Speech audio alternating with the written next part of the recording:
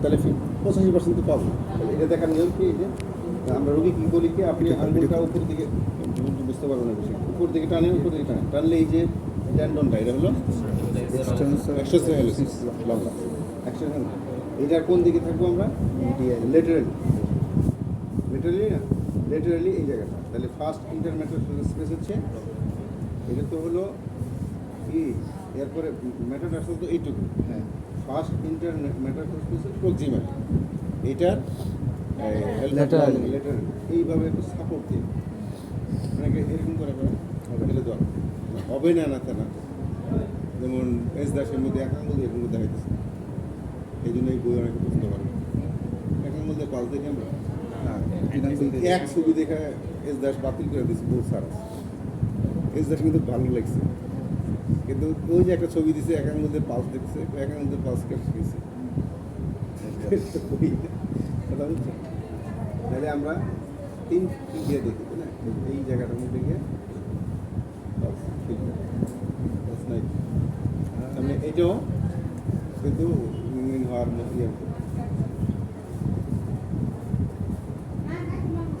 কি বলবো, যেটা আছে এটা হলো আর্টারিয়াল সিস্টেম। তারপরে এই বলে এই তারপরে কি দেখবো, মাঝখানে মেল রেসের মাঝখানে এইখানে অ্যাঙ্কেল জয়েন্টের ইয়ে অ্যান্টেরিয়র, এটা ফিল। এটা না পাইলে আমরা কমপ্লিটলি চলে যাবো। এরপরে পোস্টেরিয়র দেখবো এইটা, এবং এই যে ডেন্ড্রোকিলিয়াস এই যে মাঝখানে, তবে এটার ব্যাকেও বলে একটু কী করে দেখতে হবে, এটা একটু নরম রাখেন, পাট একটু ফ্লেকশন করে দেন, ঠিক আছে? সেম এটার মধ্যে। আর পাঁচ জায়গার ক্ষেত্রে সবসময় নর্মাল হেলদি যদি থাকে সেটা আগে দেখতে হবে, ওটা পরে দেখতে হবে, তাই না? এখানে স্ক্রিন দেখার সুযোগই নেই, আমরা করতে পারবো। আর পরে দেখবো কমপ্লিটার কীভাবে দেখবো, এরকম 15-20 ডিগ্রি করে এই যে জিবিআর পোস্টেরিয়র সারফেসে আপার বর্ডারের সাথে দুই হাত দিয়ে এইভাবে আমরা কন্ট্যাক্ট করে দেখবো। এরপরে আমরা কী দেখবো, এটাও না পাইলে আমরা ফিঙ্গার করতে দেবো। ফিঙ্গার কীভাবে আমরা দেখি জানি তো, এই যে এখান থেকে ফিল করতে করতে রিল্যাক্স পাই, এদিক দিয়ে ফিল করতে করতে আমরা যাবো পিউবিক সিম্পাথি, এটার থেকে লেটারালি একটা পিউবিক টিউবার যেটার মাঝখানে, হ্যাঁ, এখানে এই পাওয়া যায়, এই হলো মানে পালস দেয়।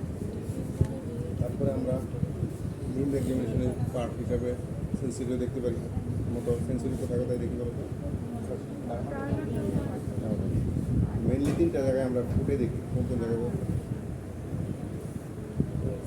আমরা ই দেখি হচ্ছে L5 হলো এখানে, L4 আর S1 কী দিয়ে দেখি, এবং ফাইন।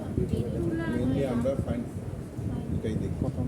এর জন্য স্কোপ কী বলে, স্কোপ কটন, কটনকে এরকম টাইনে পেঁচায় নিলে যে লেজের মতো যেটা হয়, এটা হচ্ছে আইডিয়াল, এটা হিউম্যান দিলাম।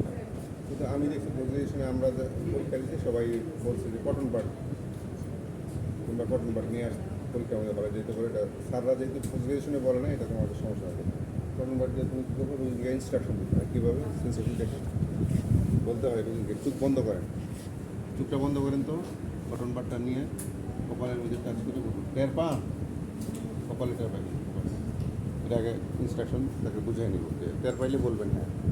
এরপরে তাকে চোখ বন্ধ করে করতে হবে, বন্ধ করে তারপরে এই যে কী বলে মিডল মিল্লাস, এইটা অ্যান্টেরিয়রলি এখানে টাচ করে জিজ্ঞেস করুন টের পাই, ঠিক আছে? এটা কী দেখা যাবে, L4। আর এই যে ফার্স্ট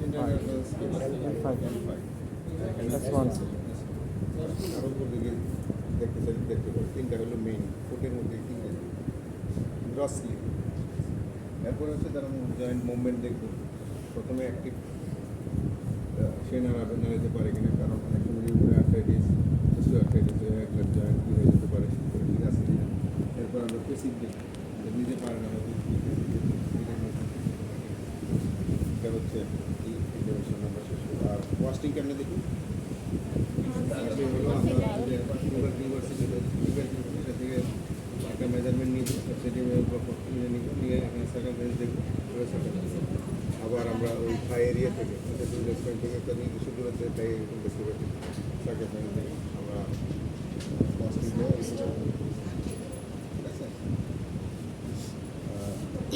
ইতালি এই আলসারটা দেখে কি মনে হচ্ছে? ডক্টর স্টাডি করা আছে, কাপড়টা ঠিক হয়েছে।